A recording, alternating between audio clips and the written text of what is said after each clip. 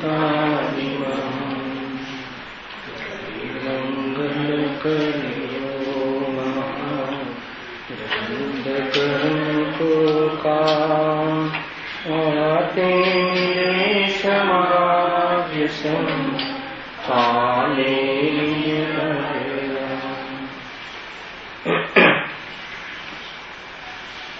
श्री मोक्ष मार्ग प्रकाशक ग्रंथ के प्रथम अधिकार अंतर्गत पंच परमेष्टि स्वरूप की चर्चा विशेष थी।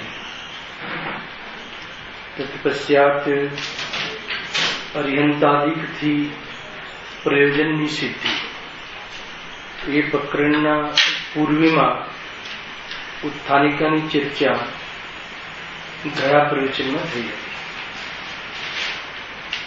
एम कहूं कि जीवड़े सुख उपजे पेज नंबर 8 व दुख विण से एक कार्य नाम प्रयोजन से अर्यंतादिक थी प्रयोजन सिद्धि में प्रयोजन शू से तो प्रयोजन वितराग विज्ञान से सुखनी प्राप्ति करवी से सुखनी प्राप्ति कहो वितराग विज्ञानता की प्राप्ति कहो अर्थात तो अभेद रत्नत्रय की उत्पत्ति कहो। आजना प्रवचन अनुसार वेदाभेद रत्नत्रय धारी एवं आचार्य उपाध्याय साधु ने मारा वंदन हो एम तो ने आज जी चर्चा आती है। वेद रत्नत्रय होवा छता वेद रत्नत्रय कहो विकल्प रत्नत्रय कहो व्यवहार रत्नत्रय कहो निशंक आदि जिन्हें गुण प्राप्त थे गया से श्रद्धा परख देवशास्त्र गुरु श्रद्धा जिन्हें विशेष है ज्ञानालोक में स्वप्न वेद विज्ञान विकल्प में वर्ती रही से ज्ञानाचरण आचरण पूर्वक स्वप्न वेद विज्ञान विशेष विकल्प में रहे से स्वरूप में रमणता थी निवृत्त एवं निराज व्रतादिना विकल्प में रहवा रूप वेदरत्नत्रय होवाना कालમાં પણ ઉપદેશ તો એ જ આપે છે કે અભેદ રત્નત્રયની પ્રાપ્તિ કરો। આવીને આજનો પરમાત્મા પ્રકાશ શુદ્ધ જ્ઞાન સ્વભાવ એવા શુદ્ધાત્માની આરાધના વડે પરિણતિમાં વિતરાગતાની પ્રાપ્તિ કરવી અભેદ રત્નત્રય। અભેદ રત્નત્રય એટલે સ્વભાવ રત્નત્રય।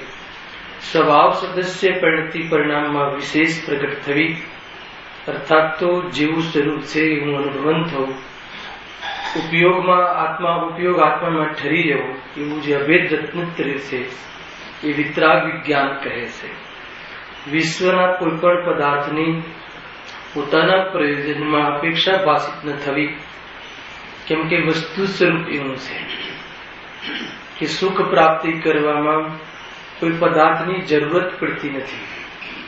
कोई पदार्थनी जरूरत पड़े कि सुख होई सके नहीं।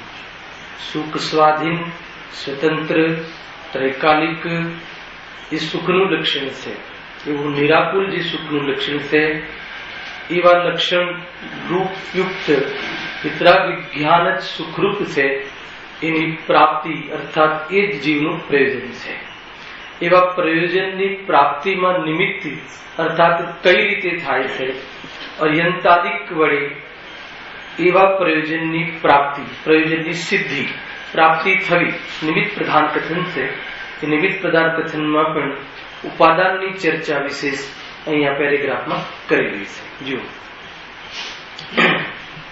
अर्यंतादिक थी प्रयोजन की सिद्धि वड़ी ए प्रयोजन की सिद्धि थी श्री अर्यंत ए प्रयोजन की सिद्धि श्री अर्यंतादिक वडे थाय छे। निमित्त कथन से कया प्रयोजन की नीति है वितराग विज्ञान निश्चय रत्नत्रय अभेद रत्नत्रय आत्मानुभूति आत्म स्वभाव पर्याय में प्रकट थવું नास्ती थी जीए तो मोराग देश नो परिणाम में अभाव थવું संयोग અને संयोग दृष्टि અને संयोग नो पण अभाव थी जैसे सिद्ध सामातो संयोग दृष्टि અને संयोग निमित्त नैमित्तिक भाव અને એ પ્રમાણે નિમિત્તતા પણ મટી રહેવી એવી જે પરિણતિ आत्म सदस्य परिणाम આત્માનો સ્વભાવ વિતરાગ છે, રાગનો જેમાં ત્રણેકાર અભાવ છે, ભેદનો જેમાં ત્રણેકાર અભાવ છે, સંયોગનો જેમાં ત્રણેકાર અભાવ છે, એવો શુદ્ધાત્મ શુદ્ધ જ્ઞાન સ્વભાવ, એ આરાધના કરવા યોગ્ય સ્વભાવ, આજે આવ્યું પણ હતું, ડૂબવા યોગ્ય સ્વભાવ, અને એવા સ્વભાવની પર્યાયમાં પ્રાપ્તિ કરવી, પ્રગટ કરવાનો ઉપાદેય, જેનાથી સાધ્ય દિશાનું જે કારણ છે એવા મોક્ષ માર્ગને પ્રગટ કરવો, એવા મુક્ત પરિણામને પર્યાયમાં ધારણ કરવા, એનું નામ શું છે? વિતરાગ વિજ્ઞાનતા. પ્રયોજન, એ પ્રયોજનની સિદ્ધિ અર્યંતાદિક વડેથી કઈ રીતે થાય છે, અર્થાત તો એમના વડે સિદ્ધિ થાય છે એવું પ્રથમ કથનમાં કહ્યું. એની સિદ્ધિમાં અર્યંતાદિક નિમિત્ત કઈ રીતે બને છે એની ચર્ચા આપણે આ પેરેગ્રાફમાં કરીશું. જો કેવી રીતે તે અહીં વિચારીએ છીએ, પંડિતજીના શબ્દ, કેવી રીતે આપણે વિચાર કરીએ છીએ. આત્માના પરિણામ ત્રણ પ્રકારના છે, હે ને? સંકલેશ, વિશુદ્ધ અને શુદ્ધ. એને આટલું વાંચન આપણે કર્યું હતું, એની ચર્ચા આજે અપેક્ષિત છે કે આત્માના પરિણામ ત્રણ પ્રકારના છે. આત્મામાં ગુણ કેટલા છે? અનંત. તો પરિણામ કેટલા હોય? અનંત. ખ્યાલ આવે કે નહીં? અનંત ગુણાત્મક આત્મા, અનંત ગુણોનું હર સમયે એક સમયમાં પરિણમન, અનંત ગુણોની અનંતી પર્યાયો એક સમયમાં થાય છે. છતાં સુખ સાથે જેનો સંબંધ છે, મોક્ષ માર્ગ સાથે જેનો સંબંધ છે, એવા મુખ્ય રૂપથી ત્રણ ગુણ છે: શ્રદ્ધા, જ્ઞાન અને ચારિત્ર. એમાં પણ જ્ઞાન તો બહિરંગ સાધન છે. મોક્ષ માર્ગમાં નિર્જરા સાથે જેનો સંબંધ છે, અર્થાત તો દુઃખના અભાવ સાથે જેનો સંબંધ છે, એવા શ્રદ્ધા ગુણ અને ચારિત્ર ગુણની મુખ્યતાથી ચર્ચા કરી છે. સમજજો, ત્રણ પ્રકારના પરિણામ કહે ને, સંકલેશ, વિશુદ્ધ અને શુદ્ધ, ત્રણ પ્રકારના પરિણામની ચર્ચા છે. તો એમાં જે શ્રદ્ધા ગુણની જે પર્યાય છે, એ શ્રદ્ધા ગુણનું જે પરિણમ છે એનું બે પ્રકારે થાય છે, એક મિથ્યાત્વ અને એક સમ્યક્ત્વ. અને ચારિત્ર ગુણનું પરિણમ છે એમાં રાગાદિ અને બીજું વિતરાગ પરિણમ.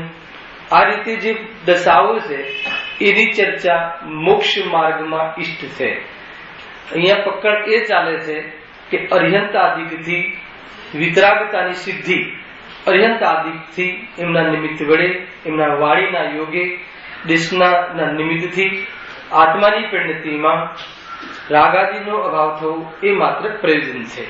એના પહેલા અહીંયા પરિણામની ચર્ચા કહે છે કે સીધી પરિણામની વરથી ચર્ચા કરીએ તો આત્માના બે પ્રકારના પરિણામ છે, એક શુદ્ધ પરિણામ અને એક અશુદ્ધ પરિણામ. અને અશુદ્ધ પરિણામમાં પાપ પરિણામ અને પુણ્ય પરિણામ, સમજ્યું? અને શુદ્ધ પરિણામમાં વિતરાગ પરિણામ, અર્થાત સ્વાભાવિક પરિણામ એ પણ લઈ શકશું. છતાં પણ એ સ્વાભાવિક જે પરિણામ છે, જે અજ્ઞાનીને પણ હર સમય જે સ્વભાવ પ્રગટ રહે છે, જે જ્ઞાનનું ગાઢરૂપ જે સ્વાભાવિક પર્યાય છે, જે બંધનું કારણ નથી, એ પણ એક સ્વાભાવિક પર્યાય છે. છતાં અહીંયા શુદ્ધ પરિણામની અંદર મુખ્ય રૂપથી વિતરાગ પરિણામ લીધું છે. અને સમ્યક દર્શન, જ્ઞાન, ચારિત્રની યુગપત જે પરિણતિ છે એ શુદ્ધ પરિણામ. મોહ રાગ દ્વેષ રહિતનું જે પરિણામ, એમાં એક દેશ રહિતનું પરિણામ, સર્વદેશ રહિતનું પરિણામ, એવા પરિણામની પણ અહીંયા ચર્ચા થશે. અને એક બીજા બે પરિણામની ચર્ચા કહી, એક સંકલેશ અને એક વિશુદ્ધ. સંકલેશ કહો, પાપ પરિણામ કહો, ત્યાં કસાયની તીવ્રતા કહો, એક જ વાત છે. વિશુદ્ધિ કહો, ત્યાં પુણ્ય પરિણામ કહો, કસાયની મમતારૂપ પરિણામ કહો, શુભાવ કહો, શુભ ઉપયોગ કહો, એક જ વાત છે. બરાબર તમે સમજજો. આ કર્ણાની યોગની મુખ્યતાથી ચર્ચા છે. ચરણાની યોગની મુખ્યતાથી કહે તો શુભ ભાવ કહેવામાં આવશે. ખ્યાલ આવે કે નહીં? અને કર્ણાની યોગની મુખ્યતાથી કહેવામાં આવે તો વિશુદ્ધિ શબ્દ વાપરવામાં આવે છે. અને એ વિશુદ્ધિ પણ કઈ પ્રકારની છે, એ વિશુદ્ધિ પણ અહીંયા મોક્ષ માર્ગમાં જે પ્રકારની વિશુદ્ધિ જોઈએ, એ કયા પ્રકારની વિશુદ્ધિ એની ચર્ચા પણ અહીંયા અપેક્ષિત છે. કે જે વિશુદ્ધિ આત્મામાં કસાયના અભાવમાં નિમિત્ત બને છે, એને વિશુદ્ધિ છે શુભ ભાવ, કસાયની મનતા. પણ કઈ કોટીની, કઈ હદની, કેવા પ્રકારની, વિશુદ્ધિ આત્મદર્શનમાં નિમિત્ત બને છે, એ અહીંયા વિશુદ્ધ પરિણામ જેને કહેવામાં આવ્યા છે કે જે અકામ નિજરામાં નિમિત્ત બને છે તે વાસ્તવમાં નિજરામાં સકામ નિજરામાં નિમિત્ત બને છે, એવી જે વિશુદ્ધિની અહીંયા ચર્ચા કરવામાં આવશે. તો જે સંકલેશ પરિણામ જે છે એમાં પાપ પરિણામ કહો, પાપ ઉપયોગ કહો, અર્થાત તો એમાં કસાયની તીવ્રતા કહો, અશુભ ઉપયોગ કહો, એ બધી અહીંયા સંકલેશતામાં જશે. અને સંકલેશતામાં પણ મુખ્ય રૂપથી અહીંયા મિથ્યાત્વ, હિંસા, જૂઠ, ચોરી, કુશીલ, પરિગ્રહ આદિ પરિણામની મુખ્યતાથી અહીંયા કથન છે. એ સંકલેશ પરિણામમાં ઉપાદેય બુદ્ધિ જે જીવને હોય છે એને આત્માની યાદ પણ આવતી નથી. તમે સમજજો, સંકલેશ પરિણામ જ્ઞાની ધર્માત્માને ગ્રસ્ત દિશામાં સંકલેશ પરિણામ હોવાના કાળમાં આત્માનો અતિમંદ પુરુષાર્થ હોય છે. એવા અતિમંદ પુરુષાર્થના કાળમાં જે આત્માની શુદ્ધોપયોગ રૂપ પરિણતિ, શુદ્ધોપયોગ રૂપ પરિણામ આવી શકે એવું સામર્થ્ય તે પરિણામમાં હોતું નથી. બે વસ્તુ સમજજો. આપણે અજ્ઞાનીની ચર્ચા કરીએ છીએ અને સાથે સાથે જ્ઞાનીની ચર્ચા કરીએ છીએ. કેવા જ્ઞાની લેવા છે અશોકભાઈ? એવા જ્ઞાની લેવા છે કે જે ગ્રસ્ત દિશામાં જ્ઞાની છે, હે ને? અને અજ્ઞાની કયા લેવા છે?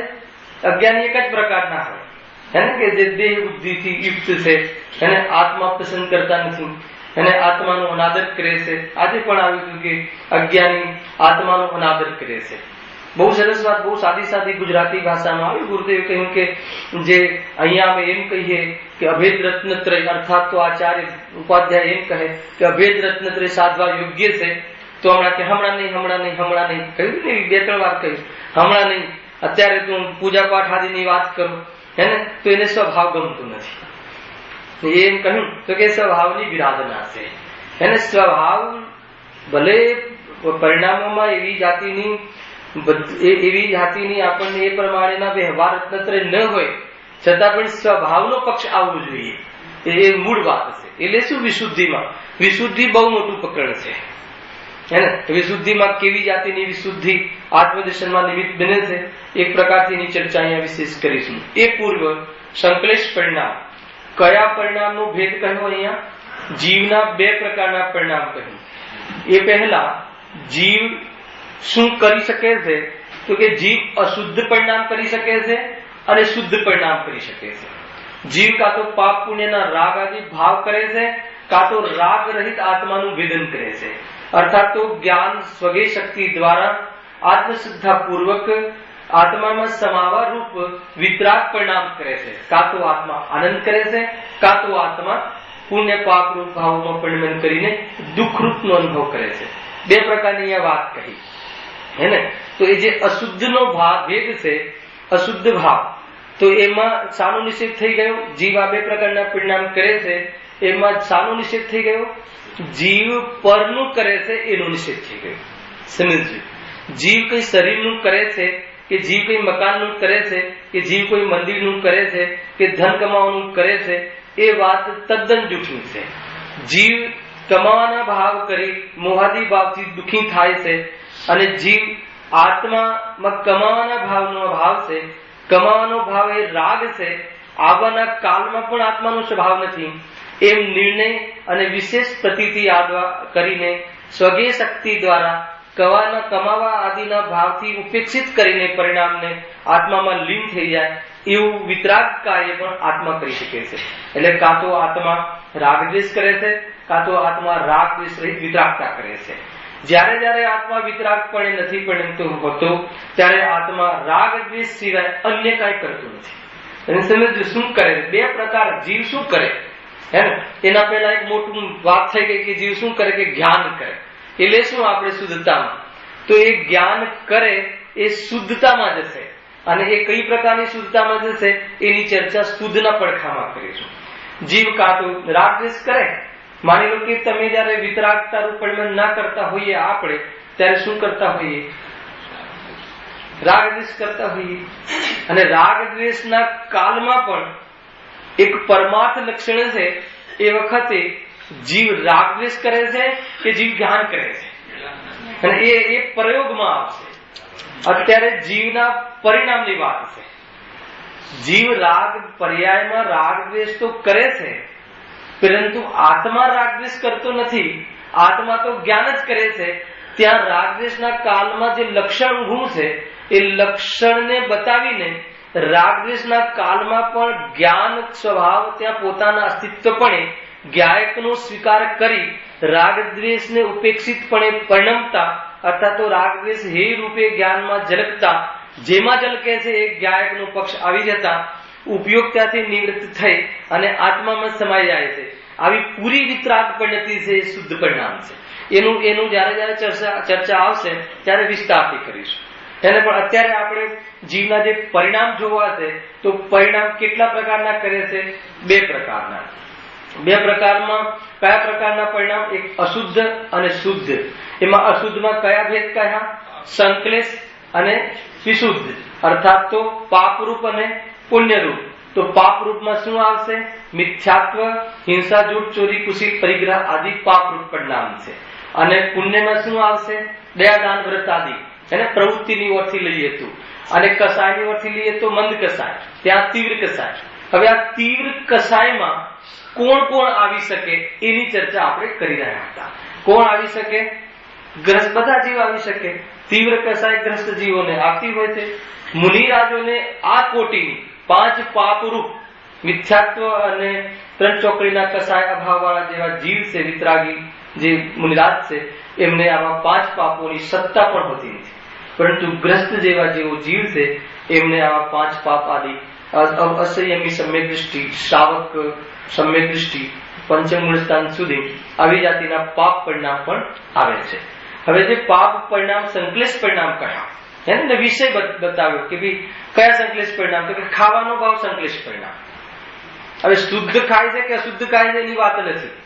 ગ્રસ્ત દશામાં શુદ્ધ ભોજન પણ ખાવાના ભાવની ઓરથી સંકલેશ પરિણામ. અને જેટલું જે પ્રકારની જીવ હિંસા ન થાય એવી પ્રકારનો જે પરિણામનો અભાવ છે એટલી તો વિશુદ્ધિ. પરંતુ ગ્રસ્ત દિશામાં જે પણ કોઈ ખાવાનો ભાવ હોય, શુદ્ધ ખાવાનો ભાવ એ સંકલેશ પરિણામ છે, એ પાપ પરિણામ છે. એને કેમ કે એને ગ્રસ્ત દિશામાં એ પરિણામ પણ, અર્થાત એ ક્રિયા પણ 5 ઇન્દ્રિયના વિષયોમાં નિમિત્ત બનવા યોગ્ય છે. એટલા માટે એ બધું ત્યાં સંકલેશ પરિણામ કહ્યા. તો એ જે સંકલેશ પરિણામ છે એ વખતે જ્ઞાની ધર્માત્માની ચર્ચાથી મુખ્યતાથી ચર્ચા કરીએ તો ત્યાં એમને આત્માના અવલંબનનો, શુદ્ધના અવલંબનનો અતિ મંદ પુરુષાર્થ છે. સમજો, અતિ મંદ પુરુષાર્થ છે. પુરુષાર્થ વગરનો જીવ તો હોય જ શકતો નથી જ્ઞાની ધર્માત્મા. તો એવો કોઈ જ્ઞાની ના હોય કે કોઈક સમય અર્થાત બહુ સંકલિત પરિણામ હોય તો પુરુષાર્થ ના હોય, પણ ત્યાં અતિ મંદ પુરુષાર્થ હોય છે, ઘણું ઓછું અવલંબન હોય છે. અને એવા અવલંબનમાં શું નુકસાન થાય છે? શું હોય? એવા પરિણામથી યુક્ત જ્યાં સુધી હોય ત્યાં સુધી શુદ્ધોપયોગનું પરિણામ આવી શકતું નથી. એટલે ક્રમ છે. આવા અતિ મંદ પુરુષાર્થના અવલંબનનો અભાવ, અર્થાત તો અશુભના અવલંબનનો અભાવ, વિશુદ્ધતાનો ઉત્પાદ થાય છે. અને પછી વિશુદ્ધતાનો અભાવ અને ત્યાં શુદ્ધતાનો ઉત્પાદ, ત્યાં એક ક્રમ બતાવીશું જયારે એનો વિષય આવશે. અહીંયા એ બતાવવામાં આવે છે કે સંકલેશ પરિણામમાં શું નુકસાન થાય છે. હે ને? સંકલેશ પરિણામથી નરક જાય છે, સંકલેશ પરિણામથી બહારમાં અભ્યાસ મળે છે, એ અહીંયા ન કહ્યું. સંકલેશ પરિણામથી વિતરાગ ધર્મની હાનિ થાય છે. સૌથી મોટામાં મોટું લક્ષણ બાંધવું હોય તો વિતરાગ વિજ્ઞાનને ભ્રષ્ટ કરે છે. અર્થાત જ્ઞાની ધર્માત્મા પણ સંકલેશ પરિણામના અંતર્ગત એટલી વિતરાગતા પ્રાપ્ત કરવા યોગ્ય આ પરિણામ નથી કે એના તત્પશ્ચાત આત્માના અનુભવ અર્થાત શુદ્ધ ઉપયોગમાં જઈ શકે. એટલી જાતિનું ત્યાં પુરુષાર્થહીન થઈ જાય છે. એને સંકલેશ પરિણામ કહે છે. ખ્યાલમાં આવે કે નહીં? તમે સમજજો આ વિષય. સંકલેશ પરિણામનો વિષયની અર્થે કહીએ તો ભોગના પરિણામ, ખાવાના પરિણામ, પીવાના પરિણામ, વ્યાપાર આદિના પરિણામ વિષયની અર્થે કહીએ તો. અને એ પરિણામમાં તીવ્ર કસાય કહીએ છે. ત્યાં તે પ્રકારે તીવ્ર મંદ હોઈ શકે, પણ અધ્યાત્મમાં તો એકાંતે તીવ્ર કસાય છે. આગમમાં કર્ણાનુયોગના માધ્યમથી ખાવાના ભાવમાં પણ કોઈક વાર તીવ્ર ભાવ, તીવ્ર કસાય અને કોઈ વાર મંદ કસાય ત્યાં હોઈ શકે છે. પણ તીવ્ર મંદ બંને એક જ પ્રકારની છે અહીંયા, કે એક પ્રકારની અશુભ જાતિની છે. કે એવી જાતિની છે કે સંક્લિષ્ટ પ્રકારની છે, તો ત્યાં જ્ઞાની ધર્માત્મા, ત્યાં શુદ્ધાત્માનું આવલંબન અતિમંદ હોવાના કારણે એ પરિણામના કાલમાં એવી જાતિનો પુરુષાર્થ ઉઠતો નથી કે ત્યાં આત્માનો અનુભવ આ પરિણામના અભાવપૂર્વક પણ થઈ શકે. એ પરિણામના અભાવપૂર્વક વિશુદ્ધિ આવે, અને વિશુદ્ધિ પણ કોના કારણે આવી? અતિમંદ પુરુષાર્થના કારણે આવી. હવે વિશુદ્ધિમાં ઘણું આવલંબન હોય છે, સમજો, એ પછી લેશું. હવે અતિમંદ પુરુષાર્થમાં જે સંકલેશ પરિણામ યુક્ત જે જ્ઞાની હોય છે એને શું હાનિ થઈ? શુદ્ધોપયોગની હાનિ થઈ. હવે જે અજ્ઞાની છે એને અતિ સંકલેશ પરિણામ હોય, જે સંકલેશ પરિણામ હોય, એ સંકલેશ પરિણામમાં અજ્ઞાનીનું શું રોલ છે?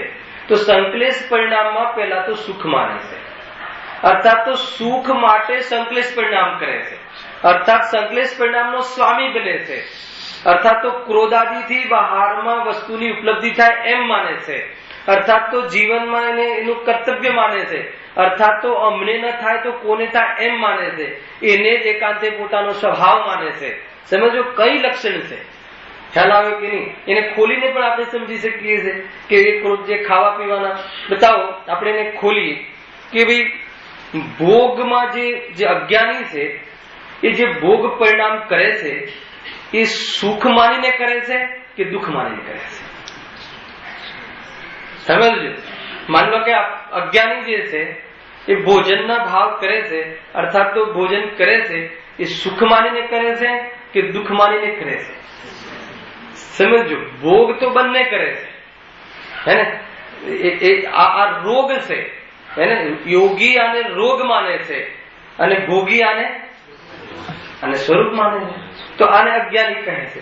જે જીવ એમાં સુખ માનતો હોય અને એને એમાંથી સુખ આવતું માનતો હોય, એને સુખનું કારણ આત્મા હોય અને આત્મા જેને પ્રાપ્ત કર્યા એવા વિતરાગ્યો સુખની વાત બતાવે એવું માને કે ન માને? દેવ યોગે મંદિરમાં પણ દેખાય, સમજી લેજો, દેવ યોગે પ્રવચનમાં પણ દેખાય, પરંતુ હે ને કોઈ કહે પ્રવચનમાં તો આવી ગયો ને, કમસે કમ કસાયની મનતા તો હોય છે ને. જો કે કસાયની મનતામાં જ કોઈ મંદિરમાં આવે એવું એકાંતે નથી. એ તો મંદિર આદિમાં દેખાય, અર્થાત તો દેવ દર્શન આદિના ભાવ એ કસાયની મનતા છે, એ તો સ્થૂલ કથન છે. પણ હર જીવ જે મંદિરમાં આવે છે, અર્થાત આ ક્ષેત્રમાં દેખાય છે, એ હર જીવને ત્યાં કસાયની મનતા જ હોય એમ સંભવતું નથી. છતાં પણ ત્યાં પાંચ ઇન્દ્રના વિષયોથી તે કાળે વિરક્ત થયો હોવાના કારણે કોઈ અપેક્ષાએ, અર્થાત તો એ અપેક્ષાએ એને કસાયની મનતા પણ કહે છે, અર્થાત તો ત્યાં અધમ પુણ્યનો બંધ થાય છે, એ પ્રમાણે પણ કહેવામાં આવે. તો ત્યાં એ પુણ્યમાં શું અધમની જ પુણ્ય છે? આજે પ્રોચેસાની ગાથામાં આવ્યું કે નહીં, ગુરુદેવે કહ્યું કે અધમ પુણ્ય છે, કે ઠીક છે ત્યાં પાપનો બંધ થાય છે એમ નથી કહ્યું. ત્યાં મંદિરમાં આવી ગયો, દેવશાસ્ત્ર ગુરુના પાસે આવ્યો છે, તો ત્યાં એ વખતે કોઈ ઉપયોગરૂપ પાંચ ઇન્દ્રના વિષયોમાં દેખાતું નથી. એટલે ત્યાં બંધાશે તો પુણ્ય, પણ પાપાનું બંધી પુણ્ય બંધાય છે. ખ્યાલ આવ્યો કે નહીં? તો હવે એને જે બહારમાં એવી જાતિની ઉપલબ્ધિ થાય કે આત્મા જ ભૂલી જાય, હે ને? બહારમાં એવી જાતિની કસાયની મનતામાં ધંધો વધી જાય, બહારમાં એવું ફળ આવી જાય તો સૌથી પહેલા શું ભૂલશે? ધર્મ ભૂલશે. એ સમજવા જેવું છે, હે ને? તો જે સંકલેશ પરિણામ છે એ સંકલેશ પરિણામમાં અજ્ઞાની, જેને સંકલેશ પરિણામમાં જે મિથ્યાત્વ પણ કહ્યું ને, સંકલેશ પરિણામમાં કે જે એમાં હું જ કરું છું, હું મંદિર ચલાવું છું, હું આ એવી જાતિની જેને હેમ બુદ્ધિ છે, એમાં સંકલેશતા લઈને બેસે છે પ્રવચનમાં, એમાં ક્યારે પણ એ આત્મા સમજી શકતો નથી. આત્માની રુચિ નથી. એને મંદિર મેં ચલાવ્યું, પ્રવચન હું કરું છું, મારા દ્વારા બધા સમજે છે, અર્થાત તો એને એ વિકલ્પની રુચિ છે, એને નિર્વિકલ્પ થવાની રુચિ નથી. એવો જીવ ત્યાં સંકલેશતાને પ્રાપ્ત હોય છે. તો સંકલેશ પરિણામમાં અજ્ઞાની જીવ આત્માને સમજવા તૈયાર થતો નથી. તો ગજબની વાત છે ભાઈ. એ તો ત્રિકાલી સત્તાની વાત તો કોઈ અલૌકિક છે. ત્રિકાલી સત્તાને અનુસરીને ઉઠતી જે પ્રણતિ છે, એ ક્ષણિક સત્તા જે ઉઠે છે, એનો જે પ્રવાહ વહે છે, એને બહારમાં કોઈ પણ પદાર્થમાં કર્તૃત્વ ભાસતું નથી. એટલું નિર્મલ અને નોર્મલ રહે છે કે એનું જીવન ત્યાં ધન્ય હોય છે. જે ત્રિકાળી સત્તાને જે જોતું નથી, ત્રિકાળી સત્તામાં ઉઠતી જે વેદન પદ્ધતિ છે એ ત્રિકાળી સત્તાથી અભિન્ન પરિણામ છે, એવું જેને ભાવ વાસના હોતી નથી, એને બહારમાં કોઈએ મારી નોંધ લીધી કે ન લીધી, અહીંયા ટીકામાં મારું નામ લખ્યું કે નથી લખ્યું, આ શાસ્ત્ર મેં રચ્યા તો એમાં મારું નામ કેમ ન આવ્યું, એ બહારની જે અસ્થિર સત્તાઓ છે એમાં ઉપયોગ લગાવતો જીવ પોતાની ત્રિકાળી સત્તાનો અનાદર કરે છે. સ્વરૂપ આ છે, તો જોઈ લેજો કેવી જાતિનું એનું સ્વરૂપ હોય છે. અશોકભાઈ ખ્યાલમાં આવે છે કે નહીં? સ્વરૂપ જ છે એ. જ્યાં એને પોતાની ત્રિકાળી સત્તાનો અહેસાસ નથી, ત્યાં બહારમાં કોઈ નોંધ લે એવી સત્તાનો મોહ હોય છે. તો એવો જીવ અહીંયા હું આટલું કરું છું, હું માઇકની વ્યવસ્થા કરું છું, છતાં મારા માટે કોઈ એમ પણ નથી કહેતું કે આગળ આવીને બેસો. તો એવી જાતિની સંકલેશ પરિણામ છે. ક્ષેત્ર કયું? ધાર્મિક ક્ષેત્ર. પ્રવૃત્તિ કઈ? બહારમાં જડની. માઇક ગોઠવવું, અહીંયા કહ્યું હતું ને પેલા કે મંદિરમાં ઝાડુ મારે તો બી પુણ્યનો બંધ થાય છે, સમજ? અને ઘરમાં ઝાડુ મારે તો પાપનું બંધ થાય છે. એને એ બી વિસ્તાર કર્યો હતો. તો પ્રવૃત્તિ કઈ? પુણ્ય પ્રવૃત્તિ. અને પરિણામ કયા?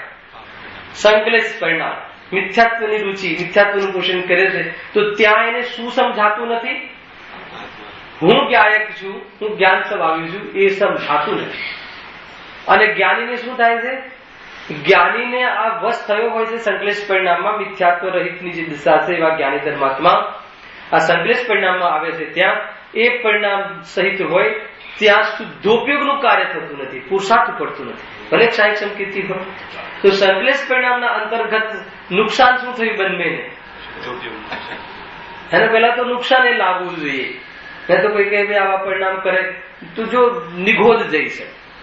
અને ત્યાં એક 250 નંબર કે 150 નંબરનું ભૂલ છે, સોગાંગી કદાચ 250 આત્માની પ્રાપ્તિ કેવી રીતે થાય? 250 એમાં આત્માની પ્રાપ્તિ કેવી રીતે થાય એમને કથન લખ્યું કે નિગોદ જઈશ એ ભય, હે ને? નિગોદમાં જઈશ એ ભયના કારણે કોઈ કહે કે આત્માની ઉપલબ્ધિ કરવી છે તો કે એવી ગરિમા નથી. તથાપી એને છઠ્ઠાળામાં એ પ્રયોગ છે કે પેલા એકદમ સ્થૂળ જીવોને નરકાદીનો ભય બતાવીને ધર્મ માર્ગમાં લગાવવાની વાત કરે છે. છતાં જેને નરકાદીનો ભય માત્ર રહે છે, શરીર કપાવાનો ભય રહે છે અને એના કારણે ધર્મમાં લાગે, એ દેહ બુદ્ધિની પુષ્ટિ કરે છે, એ ધર્મ માર્ગમાં લાગી શકતા નથી. તો એવી જે અધ્યાત્મ જે આવે છે ત્યાં વાત જુદી છે. ખ્યાલમાં આવે કે નહીં? આત્મદર્શન હોય એને નરકમાં જવું પડે તો શું ખોટ છે? આત્મદર્શન જેને હોય, આત્માનુભૂતિ હોય તો નરકમાં પણ જવું પડે તો જશે, કોઈ તકલીફ નથી. પણ આત્માનુભૂતિ વગર સ્વર્ગમાં જવું પડે હે ને તો બી કહે છે કે એ જીવ ત્યાં દુઃખી રહેશે. સ્વરૂપ એમ છે ભાઈ. એટલે સંકલેશ પરિણામમાં સુખ બુદ્ધિ વાળો જે અજ્ઞાની જીવ છે એને જે આત્મા કદાચિત દેવયોગે અહીંયા આવી પણ જાય તો પણ એ સંકલેશ પરિણામથી યુક્ત બેસે તો એ આત્માને સાંભળી શકતું નથી. આત્માને સાંભળી શકતું નથી. અહીંયા એવી વાત છે, આત્માને સંભળાઈ શકતું નથી.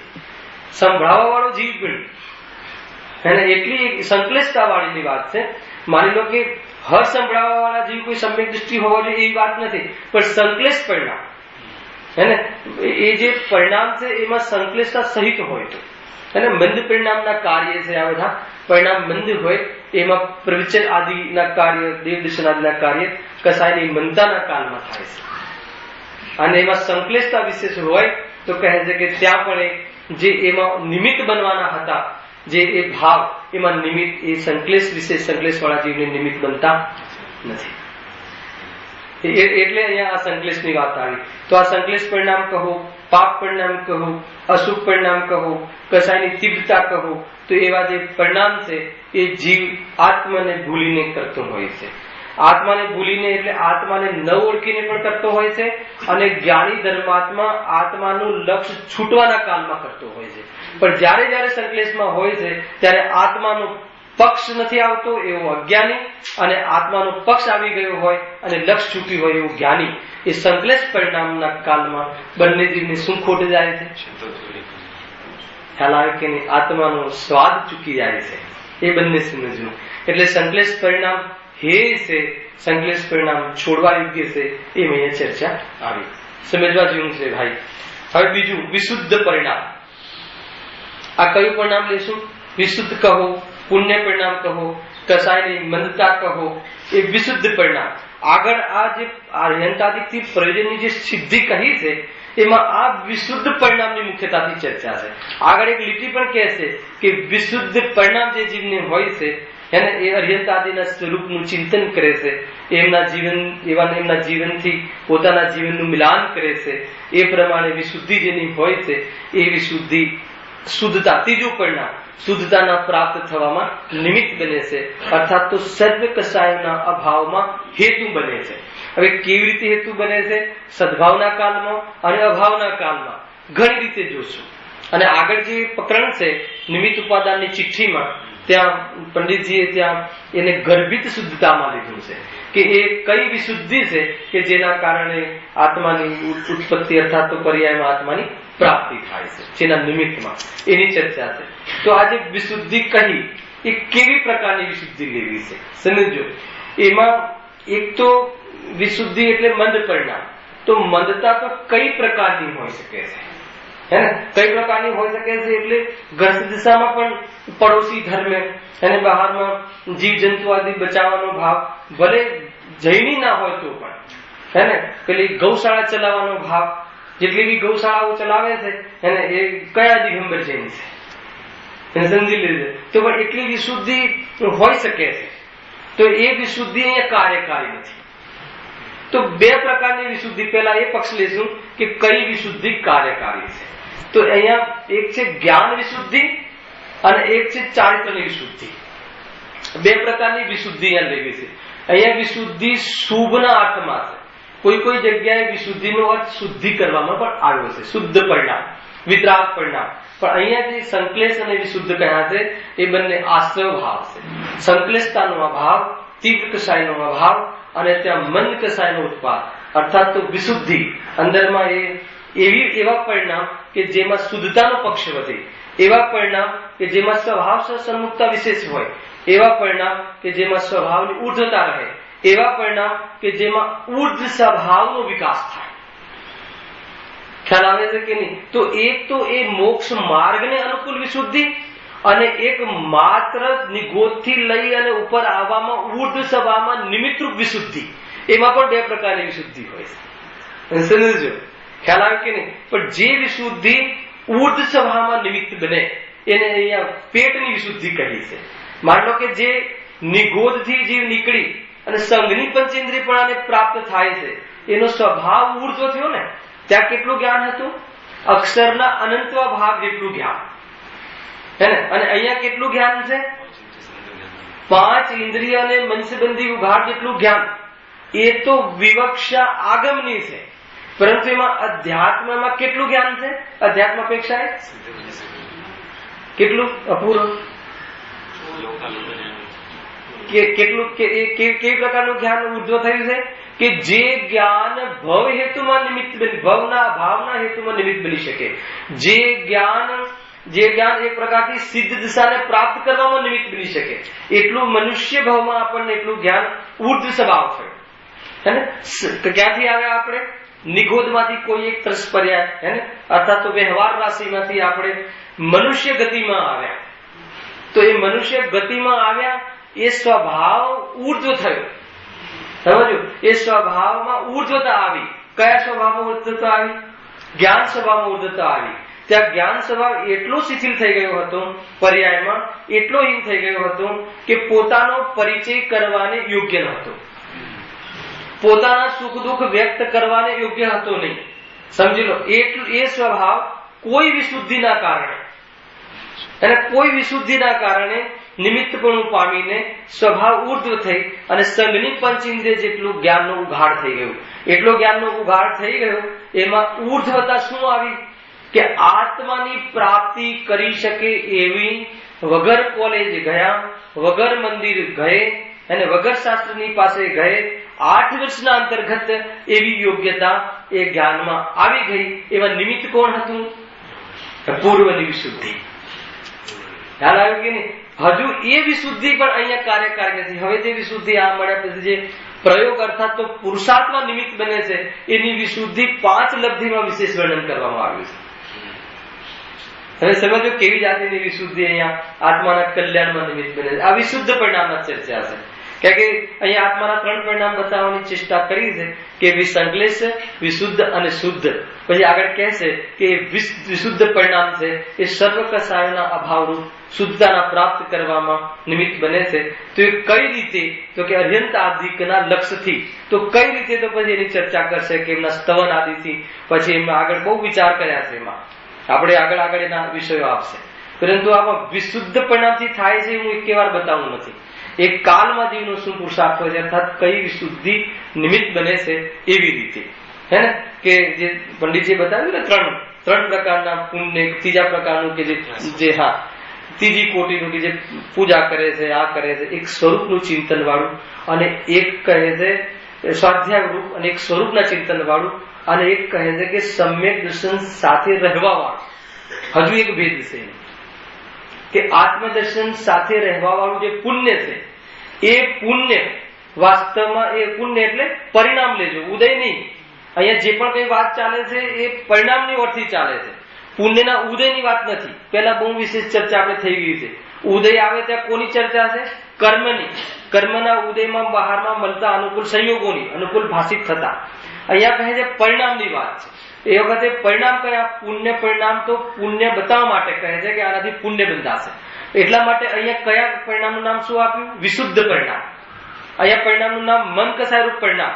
અહીંયા પરિણામની અર્થી કથન કરીએ તો શુભ પરિણામ.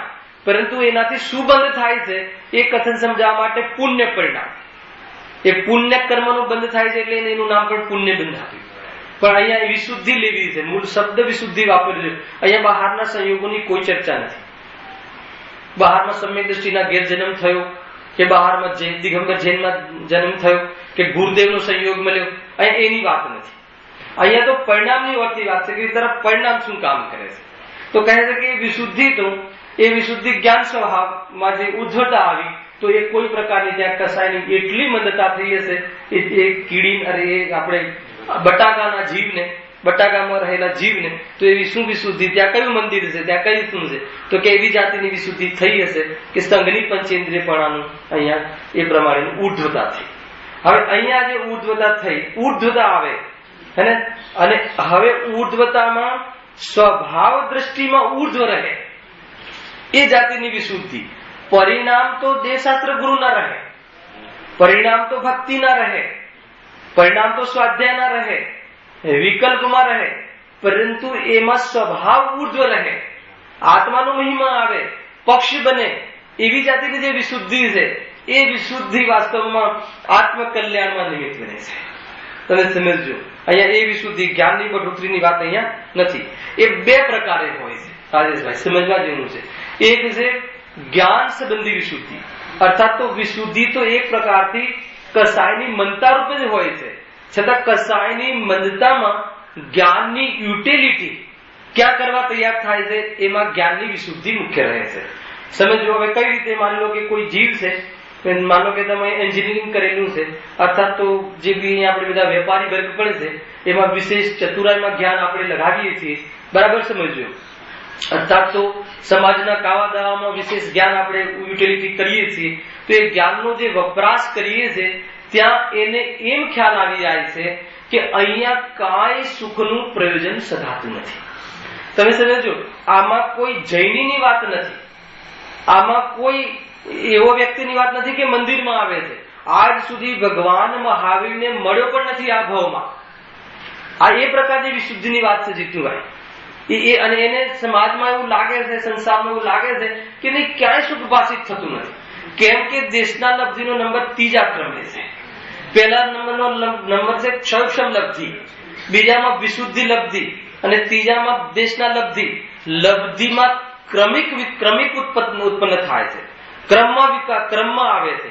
ત્રણેય લબ્ધિઓ અથવા પાંચે લબ્ધિઓ એક સાથે આવે એમ નહીં. સૌ પ્રથમ સંસારની અંદર કરોડો કમાય. જો આપણે આમ મળીએ છીએ ને જસુભાઈ, કે આપણને કોઈ કરોડપતિ અરબપતિ મળે તો આપણે ઘણી વાર કહે કે પૈસા તો બહુ કમાયા, પરંતુ હજુ કઈ આમ સુખ જેવું લાગતું નથી. હજુ એને ખબર નથી કે સુખ આત્મામાં છે, પરંતુ એને એમ થયા રાખે છે કે સુખ ધનમાં નથી. સ્પષ્ટ ખ્યાલ નથી અરિહંત દ્વારા એને સાંભળેલું નથી, જીનવાણી દ્વારા એને આનો નિર્ણય કર્યો નથી, પણ એને લાગ્યા કરે છે કે આ બહુ ચતુરાઈ કરીએ છીએ, 100 કરોડ આવ્યા રાખે છે, 100 ના 200 કરોડ થઈ જાય છે, જ્ઞાનનું આટલું વધારો કરીએ છીએ, જ્ઞાનની બરબાદી કરીએ છીએ, એને વિશેષ જાતિના આપણે સોફ્ટવેર ને આ વેર ને તે વેરની વિશેષ મતલબ કે જ્ઞાન કર્યું, પણ એવું લાગે છે કે હજુ આકુલતા જ રહે છે. એટલે એને જ્ઞાનમાં એવી જાતિનું જ્ઞાન કરવા તૈયાર થઈ ગયો કે સુખની શોધ કરવી જરૂરી છે. એ જ્ઞાન સુખની શોધ માટે તૈયાર થયું, એ છે જ્ઞાન સંબંધી વિશુદ્ધિ. ખ્યાલ આવે છે કે નહીં? ક્ષયોક્ષમ તો ઉઘાડરૂપ જ્ઞાન છે, આ ક્ષયોક્ષમ લબ્ધિ ખ્યાલ આવે કે નહીં? એ જ્ઞાનની ઉપલબ્ધિ એવું છે કે નહીં આટલું કરીએ છીએ પણ કઈ પ્રાપ્તિ તો થતી નથી.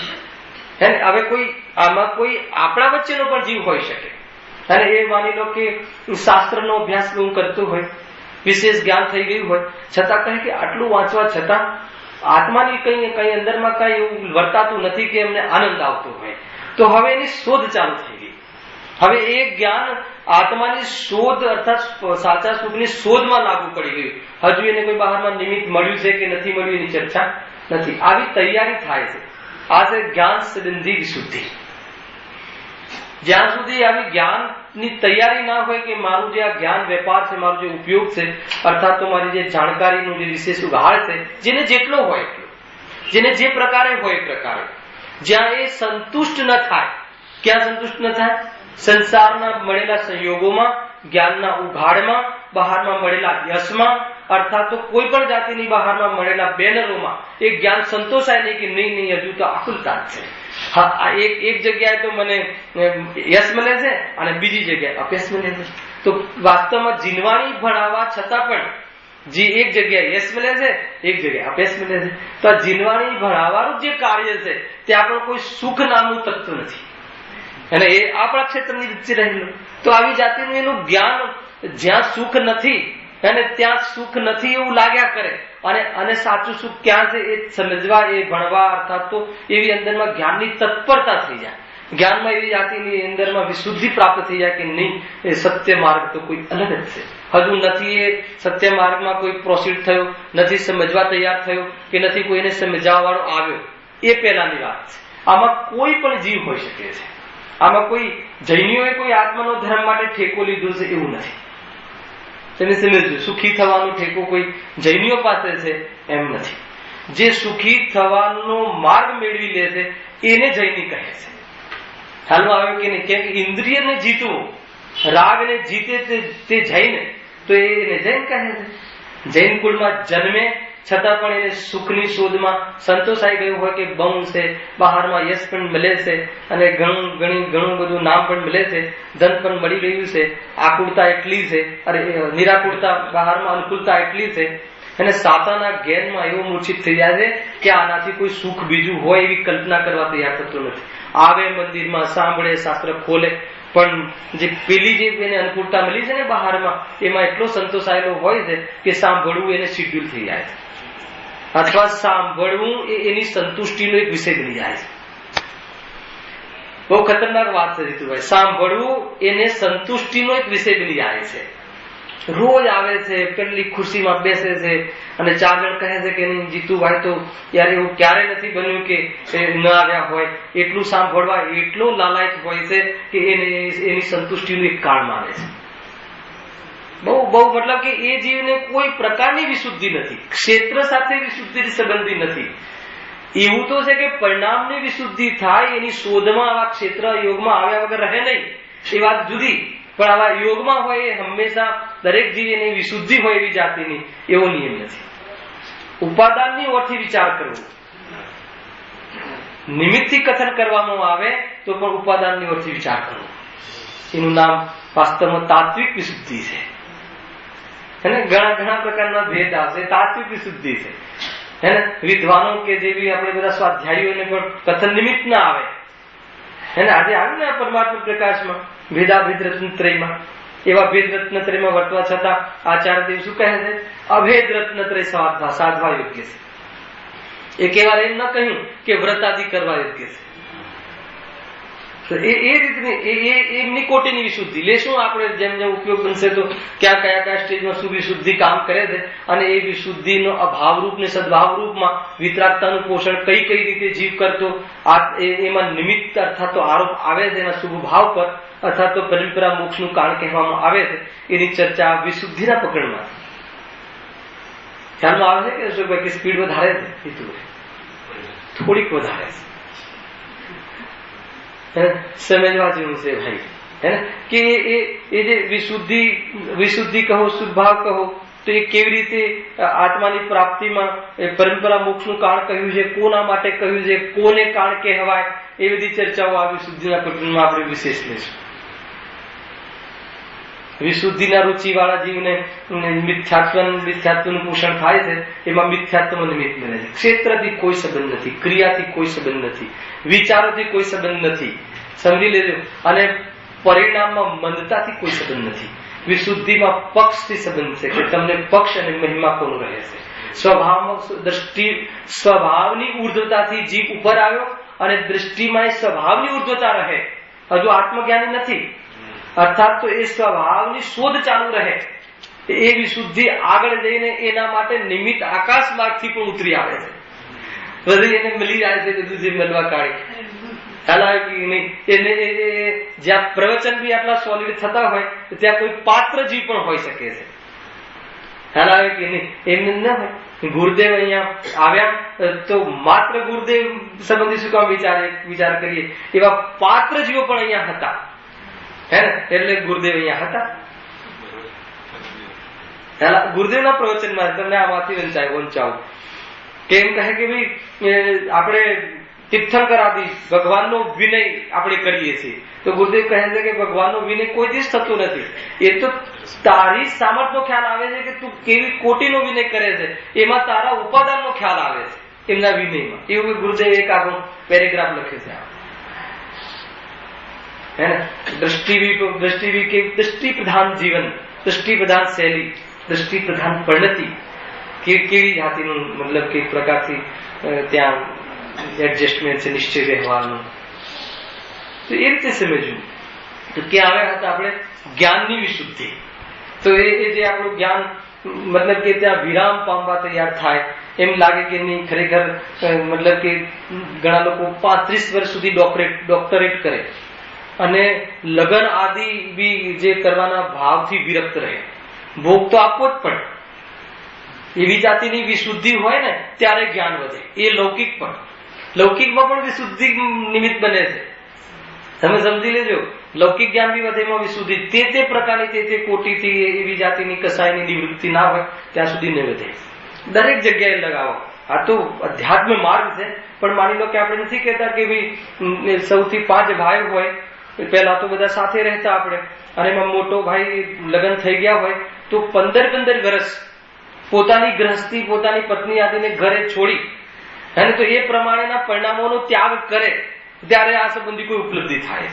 ત્યાં તો પાપ પુણ્યના આધાર પર છે, છતાં અહીંયા તો નિયમ છે કે રાગનો ત્યાગ કરે તો આત્માની ઉપલબ્ધિ છે. તો એ રીતે છે, જ્યાં ત્યાં પરિણામ મંદ પડે તે જાતિના ત્યાં પણ વેપાર આદિમાં વિશેષ કુશળતા ક્યારે આવે છે અને જ્ઞાનનો ક્યારે વિકાસ થાય છે કે એ જે ગ્રસ્ત આદિના જે એ સંબંધી રાગ છે ને ત્યાં શિથિલ થાય છે. ખ્યાલ આવે કે ત્યારે એ સંબંધી જ્ઞાનનો વિકાસ થાય છે. એટલે એક સીધો હિસાબ છે કે વિશુદ્ધિમાં સ્વભાવ ઉર્ધ્વ થાય છે, પરંતુ વિશુદ્ધિમાં સ્વભાવ ઉર્ધ્વ થાય છે ખ્યાલ ન આવે અને એમ માને કે મને ધન મળ્યું, મને આ ધન મળ્યું અને મને આ પ્રાપ્તિ થઈ, તો કહે છે કે જે ત્યાં ભયો સ્વભાવથી પણ ભયું. એવી જાતિની વિશુદ્ધિ પરંપરાએ નિગોધનું કારણ બને છે. એમ પ્રવચનસારમાં ગાથા છે.